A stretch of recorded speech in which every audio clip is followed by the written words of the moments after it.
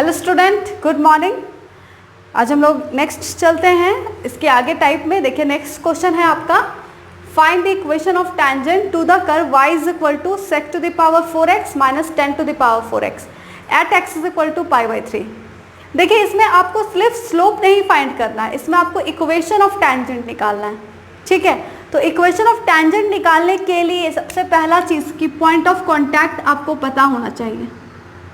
ये देखिए, ये जैसे है तो पॉइंट ऑफ कॉन्टैक्ट ये रहा, ये पॉइंट होना चाहिए आपको पता। तो देखिए at x is equal to π/3 मतलब x1 का वैल्यू आपका π/3 पता है, तो y1 क्या होगा उस समय हम लोग निकाल लेंगे गिवन इक्वेशन ऑफ कर्व में पुट करके।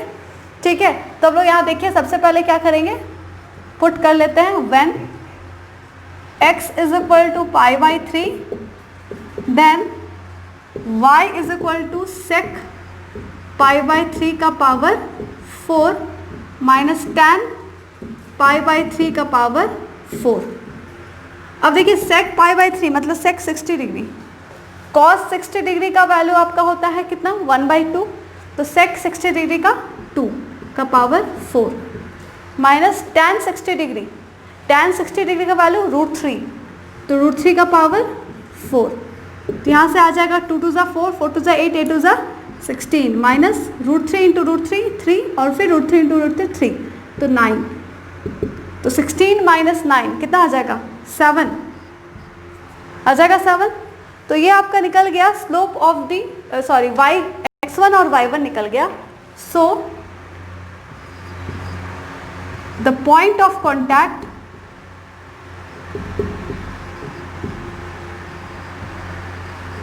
इज क्या हो जाएगा p π/3, 7 निकल गया। नाउ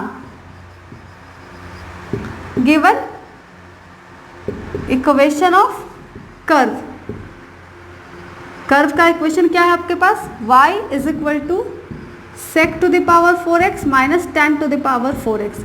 इससे क्या करेंगे, इस टैंजेंट का स्लोप फाइंड करेंगे, डिफरेंशिएट करना होगा।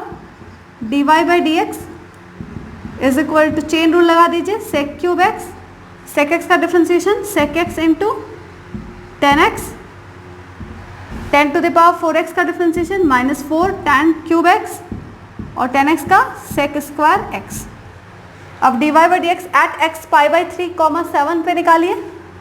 dy/dx 7 का वैल्यू को ज़रूरत नहीं है इसलिए direct x is equal to π/3 हम लिख ले रहे हैं। यहाँ पर 4, यहाँ है sec π/3 का पावर 4 हो जाएगा क्योंकि sec³ है और यहाँ पर एक और है, और tan π/3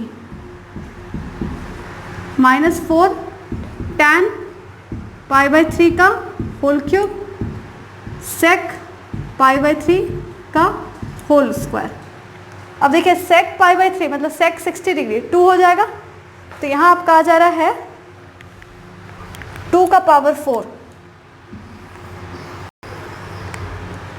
dy/dx at x is equal to π/3 is equal to आ रहा है 4 इंटू 2 का पावर 4 और tan 60 डिग्री मतलब √3 माइनस 4 √3 का होल क्यूब sec 60 डिग्री 2 का होल स्क्वायर।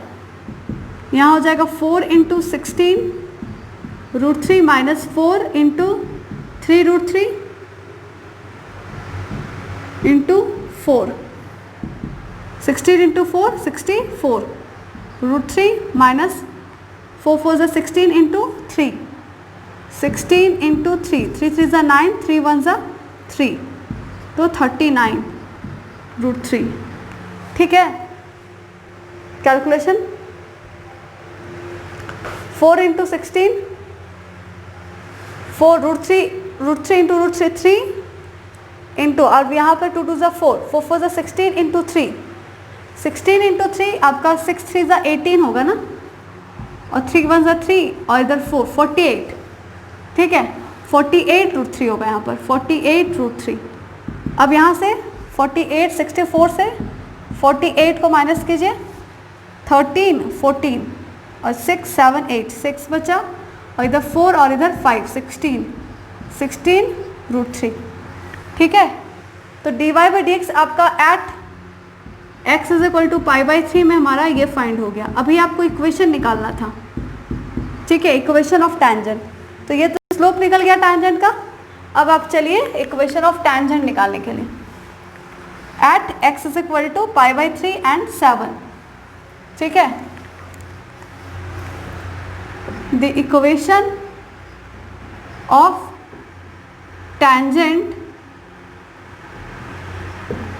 at p π/3, 7 इस क्या हो जाएगा y माइनस y1। देखिए इसीलिए हम ये पॉइंट निकाले थे। और यहाँ से dy/dx एट इतना पे कितना निकला है 16√3 और x माइनस x1 मतलब π/3, ठीक है। तो यहाँ से आ जाएगा y minus 7 is equal to 16√3x minus 16√3 π/3, ठीक है। तो इसका आपका फाइनल आंसर जो है वो आ जा रहा है 13 नंबर का। पाई के रेस्पेक्ट में ही आएगा क्योंकि पाई का सोल्यूशन तो नहीं ना हो पाएगा। तो 16√3x माइनस y, यहाँ से एक काम करते हैं एलसीएम भी ले लेते हैं। y minus 7 is equal to 16 into 3 48√3x minus 16√3 pi divided by 3, ठीक है। तो यहाँ से आपका हो जाएगा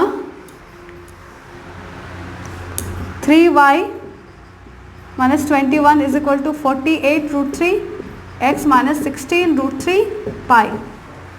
तो आ जा रहा है आपका 48√3x minus 3y minus 16√3 pi plus 21 is equal to 0।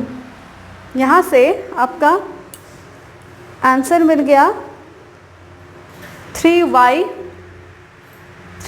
Correct, 3y minus 48√3x plus 16√3 पाई, ठीक है। मेरा ये नेगेटिव में आया तो ये नेगेटिव में होगा और माइनस प्लस 21 करेक्ट। तो ये आपका हुआ equation of tangent. This is the required equation, okay. आगे चलिए।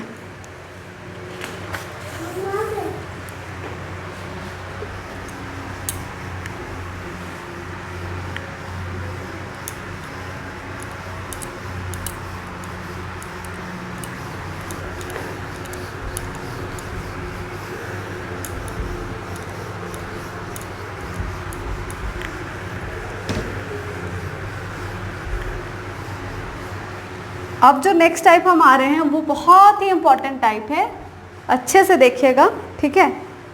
देखिए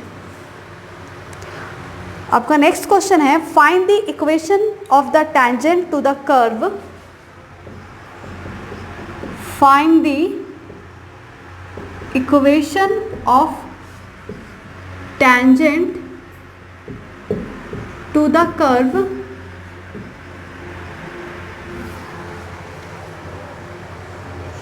x square plus 3y is equal to 3 which is parallel to the line, which is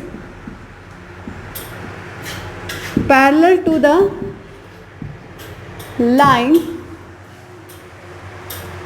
y minus 4x plus 5 is equal to 0। बहुत ही important type है, ध्यान से देखिए इस question को, ठीक है। देखिए सबसे पहले इस क्वेश्चन में इस कॉन्सेप्ट को ध्यान रखिएगा कि इसका ये जो कर्व है उसका टैंजेंट जो है उस लाइन के पैरेलल है। तो पहले पैरेलल का कंडीशन को याद करिए। अगर मान लीजिए ये एक लाइन है और ये एक लाइन है, ये दोनों आपस में पैरेलल हैं, तो इसका स्लोप अगर m1 है और इसका स्लोप m2 है तो पैरेलल के कंडीशन में दोनों का स्लोप सेम होता है। ये कॉन्सेप्ट अगर आपको याद है तो ये क्वेश्चन बनाने में तकलीफ नहीं देगा। देखिए यहाँ हम एक डायग्राम ड्रॉ करते हैं। ये कर्व है, ये इसका टैंजेंट है और इस टैंजेंट के पैरेलल लाइन ये है, ठीक है। पॉइंट ऑफ कांटेक्ट हम कंसिडर कर ले रहे हैं Px1 y1 और ये जो लाइन है, ये गिवन लाइन का इक्वेशन आपके पास दिया हुआ है y minus 4x plus 5 is equal to 0। और ये टेंजेंट टी का इक्वेशन आपको फाइंड निकालने बोल रहा है करने के लिए, ये पॉइंट पे Px1 y1 पॉइंट पे। तो आपका सबसे पहला क्या मोटो होना चाहिए कि आपको ये पॉइंट ऑफ कांटेक्ट निकालना पड़ेगा, पॉइंट ऑफ कांटेक्ट, और इस लाइन का स्लोप निकालना है। यही दो आपको कंडीशन है, ठीक है। स्लोप निकालने के लिए हम इसके कर्व के इक्वेशन को डिफरेंशिएट करके निकालना सीखे थे, लेकिन एक चीज़ ध्यान दीजिए, ये लाइन इसके पैरेलल है, तो अगर इस लाइन का स्लोप हम इसके इक्वेशन से निकाल लें तो इस ये क्योंकि इसके पैरेलल है इसलिए इसका जो स्लोप है वही इसका स्लोप हो जाएगा डायरेक्टली, और उसके स्लोप को यूज़ करते हुए इसका स्लोप को डिफ्रेंशिएट करके हम लोग यहाँ से पॉइंट ऑफ कांटेक्ट निकालेंगे। यहाँ तक पहला कॉन्सेप्ट है, पहला स्टेप कि लाइन के इक्वेशन से हम स्लोप निकालेंगे और वो स्लोप टेंजेंट का भी हो जाएगा। वहाँ तक पहले कर लेते हैं, ठीक है। सबसे पहले देखिए क्या दिया हुआ है, गिवन इक्वेशन ऑफ लाइन लिख रहे हैं हम, ध्यान दीजिए कर्व नहीं लिखे हैं। क्या दिया हुआ, y minus 4x plus 5 is equal to 0। इसको हम ऐसे लिख सकते हैं y is equal to 4x minus 5। तो ये किस फॉर्म में देखिए, which is in the form of y is equal to mx plus c। तो यहाँ से देखिए ये m जो होता वो स्लोप होता था और c इंटरसेप्ट होता था। तो यहाँ से यहाँ देखिए y is equal to mx, m के इस प्लेस में क्या है 4। इसका मतलब स्लोप ऑफ गिवन लाइन आपको मिल जाएगा 4। अच्छा, लाइन का स्लोप है अगर, और लाइन क्योंकि टैंजेंट के पैरेलल है तो स्लोप ऑफ टैंजेंट भी वही हो जाएगा, वो भी क्या हो जाएगा 4। और स्लोप ऑफ टैंजेंट हमको क्या पता है, dy by D X at x1 y1 is equal to 4 हो गया। इसका मतलब dy by D X at x1 y1 का वैल्यू 4 हो गया। यहाँ तक क्लियर, ये फर्स्ट स्टेप खत्म हुआ, ठीक है। अब इसको यूज़ करते हुए यहाँ से इस गिवन इक्वेशन ऑफ कर्व को क्या करेंगे, डिफरेंशिएट करेंगे, वहाँ से x1 y1 तक फाइंड करेंगे और यहाँ से उसके वैल्यू को पुट करेंगे उसमें। देखिए हम क्या करने वाले हैं, चलिए हम आगे बढ़ते हैं। Now given equation of curve, curve के इक्वेशन को यूज़ करते हुए हम लोग क्या करते थे, आपका टैंजेंट का स्लोप निकालते थे। यहाँ तो स्लोप हमको मिल गया। अब देखिए इसको डिफरेंशिएट कीजिए, 2x plus 3 dy by D X is equal to क्या आ जाएगा 0, ठीक है। तो यहाँ से 3 dy by D X is equal to minus 2x, तो आ जा रहा है dy by D X is equal to minus 2x by 3। तो यहाँ से आ जा रहा है dy by D X at x1 y1 आपका आ जा रहा है माइनस 2x1 बाई 3। अब इसका वैल्यू देखिए आप पहले निकाले हुए 4, ठीक है, ये आप वैल्यू निकाले हुए हैं। तो इसके वैल्यू को आप यहाँ क्या कीजिएगा, पुट कीजिएगा और वहाँ से x1 पॉइंट ऑफ कांटेक्ट का x1 निकल जाएगा, ठीक है। तो देखिए हम यहाँ से क्या करेंगे, यहाँ पर 4 पुट करेंगे is equal to minus 2x1 by 3। कहाँ से पुट किए, फ्रॉम 1, क्वेश्चन 1, ठीक है। अब यहाँ से आपका आ जाएगा 2 4 2 4 3 2 6 is equal to minus x1, ठीक है। तो x1 का आपका पॉइंट निकल गया -6। अब यहाँ से देखिए -6 निकल गया। अब ये जो x1 y1 पॉइंट है वो टैंजेंट के ऊपर भी है और कर्व के ऊपर भी है, मतलब ये पॉइंट कर्व के इक्वेशन को भी सेटिस्फाई करेगा। और सेटिस्फाई करने के बाद x1 की जगह पे -6 पुट करके y1 निकाल लेंगे। किसी भी कर्व के टैंजेंट का इक्वेशन फाइंड करने के लिए दो चीज़ आपको पता होना चाहिए गिवन में, एक पॉइंट ऑफ कांटेक्ट और एक स्लोप। आप स्लोप निकाल चुके हैं, आपके पास पॉइंट ऑफ कांटेक्ट निकालना था, वही हम कर रहे हैं, ठीक है। तो देखिए हम यहाँ पर ये कॉन्सेप्ट लिखने जा रहे हैं।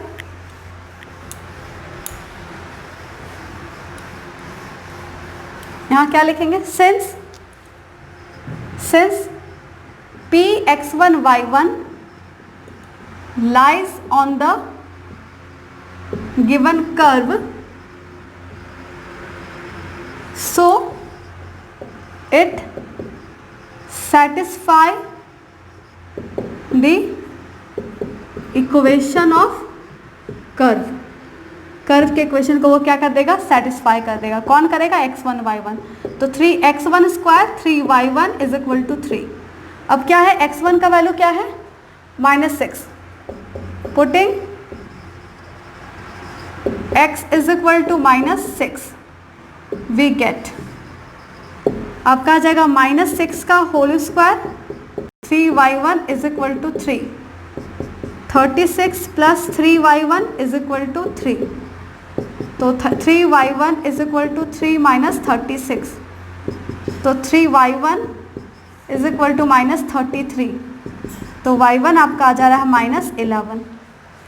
ठीक है, तो y1 इज इक्वल टू कितना हो गया, -11। y1 का वैल्यू मिल गया और यहाँ x1 का वैल्यू -6 है, मतलब पॉइंट ऑफ कॉन्टैक्ट आपको मिल गया -6, -11 और स्लोप मिल गया उसका 4। तो सब कुछ आपको मिल चुका। अब आप डायरेक्ट इक्वेशन ऑफ टैंजेंट निकाल लीजिए। देखिए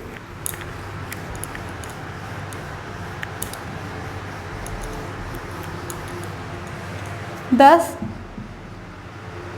the equation of tangent at p -6, -11 is क्या हो जाएगा, y minus y1 is equal to 4 into x minus x1। तो y plus 11 is equal to 4x plus 24। 4x minus y plus 24 minus 11 is equal to 0। 4x minus y plus कितना हो जाएगा, 13। तो आपका आ जा रहा है 16 का answer 4x minus y plus 13 is equal to 0। This is the required equation of tangent answer. Clear? चलिए, थैंक यू।